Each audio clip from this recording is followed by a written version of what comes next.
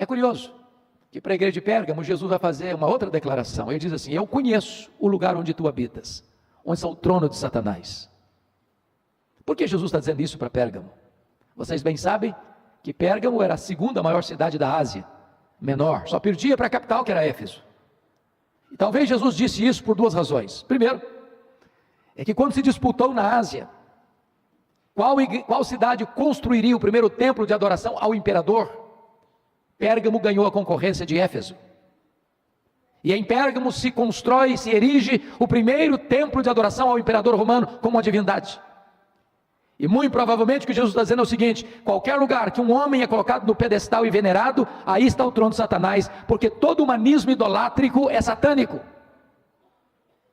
A segunda razão, muito provavelmente, é que Pérgamo hospedava o templo de Esculápio, o deus da cura, representado por uma serpente.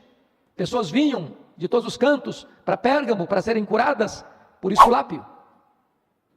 É por isso que até hoje, quando você vai ao seu médico, você vai ver uma serpente bordada no jaleco branco do seu médico, da sua médica. Isso vem de Pérgamo, isso vem de Esculápio, isso vem do deus da cura. Provavelmente o que Jesus está dizendo é o seguinte: qualquer lugar que o homem fabricar um deus, um ídolo, e prostrar-se diante dele, aí está o trono de Satanás. O ídolo é nada, ele é barro, ele é pau, ele é gesso, ele é pedra. Mas Paulo diz que o que está por trás do ídolo são os demônios. O que é curioso é que onde Satanás tem um trono, aí Jesus levanta uma igreja para adorar o Rei dos Reis e o Senhor dos Senhores. Jesus está andando no meio das igrejas, e ele tem elogios a fazer, e ele tem censuras a fazer. É interessante que para duas igrejas não tem censura, só elogio. Para quais igrejas? Para Esmirna, mais pobre. Para Filadélfia, a mais fraca. Jesus diz para Filadélfia: eu conheço as suas obras, tu tens pouca força, mas eu coloquei diante de ti uma porta aberta, e a porta que eu abro ninguém fecha, e a porta que eu fecho ninguém abre. Irmãos, o que importa para a igreja não é ser forte de acordo com a opinião dos homens, mas é ser fiel àquele que está diante de nós e colocar portas abertas diante de nós.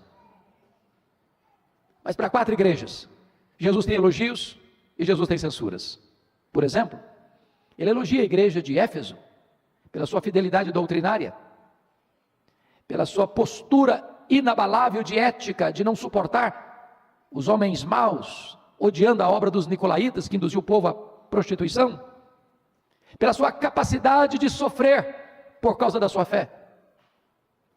Com isso, Jesus está dizendo que uma igreja, para agradá-lo, precisa ser fiel às Escrituras.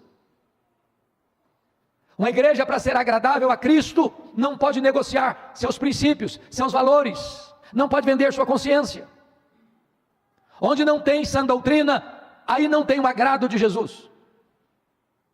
Mas é curioso que Jesus diz para essa mesma igreja: eu tenho, porém, uma coisa contra ti, é que tu abandonaste o teu primeiro amor. E aqui está um alerta para nós, igreja presbiteriana do Brasil. Às vezes, até na defesa da nossa ortodoxia, corremos o risco de perder a piedade. Temos luz na cabeça, mas falta-nos fogo no coração.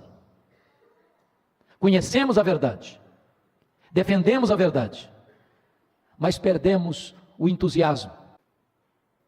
Amados irmãos, uma igreja para agradar ao Senhor Jesus, não basta apenas ortodoxia.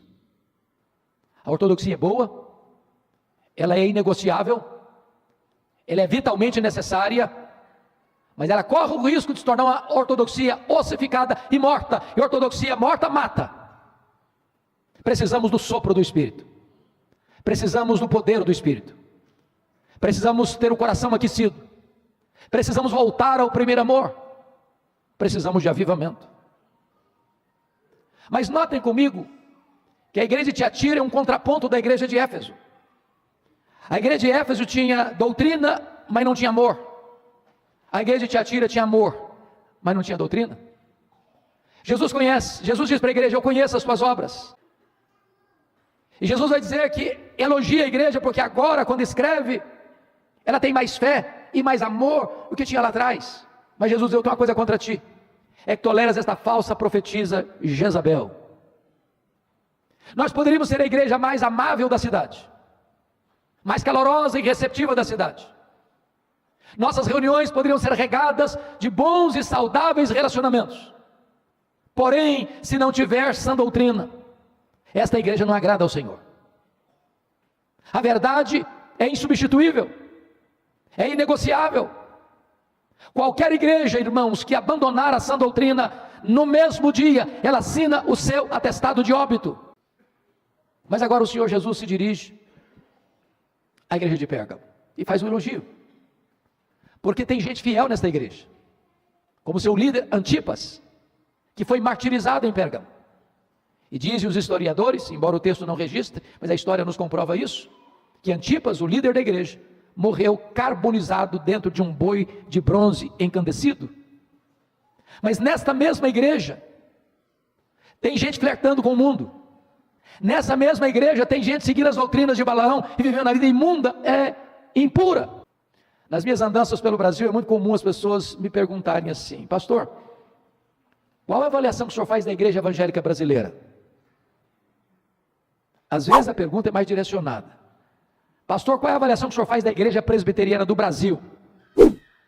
Às vezes a pergunta é específica: pastor, qual é a avaliação que o senhor faz da igreja que o senhor tem o privilégio de pastorear?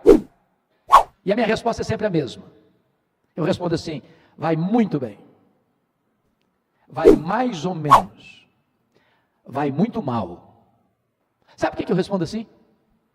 Porque numa mesma igreja, que escuta o mesmo pastor, que se assenta ao redor da mesma mesa do Senhor, que canta no mesmo coral, que faz parte da mesma sociedade interna, da UCP, a UPH e SAF, tem gente cheia do Espírito Santo, tem gente capengando na fé, e tem gente vivendo em pecado, numa mesma igreja.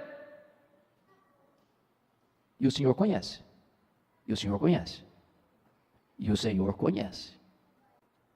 Para a igreja de Sardes, Jesus disse: você, igreja, tem o nome de quem vive, mas você está morta. E Jesus elogia, porque tem alguns poucos ainda que não se contaminaram. E Jesus me choca no seu diagnóstico, porque a igreja que diz que é pobre, Jesus olha para eles: não, você é rica. A igreja que diz que é rica, Jesus olha para eles: não, você é pobre. A igreja que diz que é viva, Jesus olha e diz: você está morta. A igreja que diz que é fraca, Jesus olha e diz: eu coloquei diante de você uma porta aberta. Então tiramos aqui algumas conclusões. Primeiro, o que importa não é o que eu penso a meu respeito, isso não importa. O que importa não é o que as pessoas falam a meu respeito, isso não importa. O que de fato importa é o que Jesus diz a meu respeito. Jesus não tem uma opinião, Jesus tem um diagnóstico. Só Ele pode dizer: eu conheço, eu conheço, eu conheço.